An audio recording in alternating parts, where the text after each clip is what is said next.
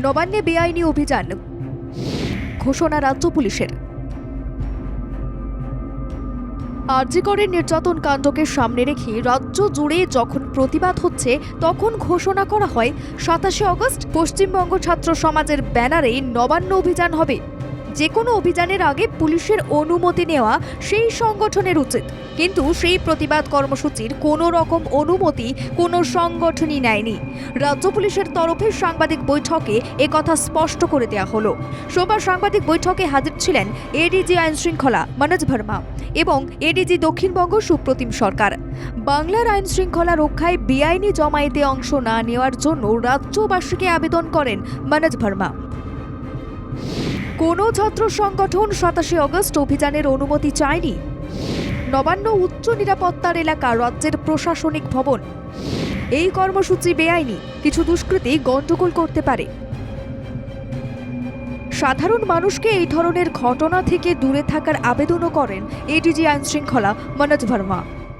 Inputs আমাদের কাছে যে ইনপুটস আসছে, ইন্টেলিজেন্স ইনপুটস বা বিভিন্ন সোর্স থেকে, অ্যান্ড আমরা যেটা ক্লিয়ারলি দেখছি দ্যাট আইন হিসাবে যে প্রোগ্রামটা করা সঙ্গত আছে সেই প্রোগ্রাম মানে সেই প্রসিজারটা ফলো হচ্ছে না। এখানে কিছু মিসক্রিয়েন্টস প্রবলেম করতে পারে। জেনারেল পাবলিক এই ট্র্যাপে কেউ না পড়ে, to avoid this kind of assembly যেখানে কোনো অসুবিধা ওদের হতে পারে। পুলিশের তরফে সতর্ক বার্তা হিসেবে তুলে ধরা হয় সাধারণ মানুষ যেন এই ধরনের উদ্দেশ্য প্রণোদিত ঘটনা থেকে দূরে থাকে।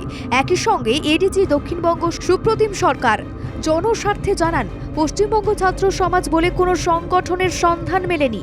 একটি হোটেলে গোপন বৈঠক হয় এই অভিযান নিয়ে। নবান্ন অভিযানের আগে গোপন বৈঠক নিয়ে কড়া অবস্থান নিচ্ছে রাজ্য পুলিশ।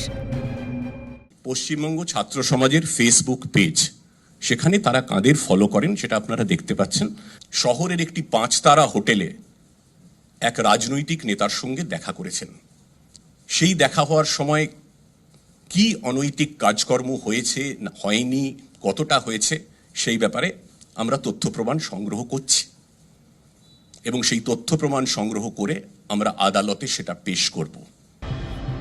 এই সংক্রান্ত তথ্য কলকাতা পুলিশ আদালতে পেশ করতে চায় বলেও সুপ্রতিম সরকার জানিয়েছেন।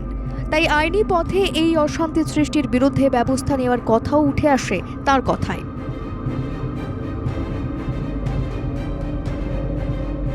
ব্যুরো রিপোর্ট, বাংলা জাগো।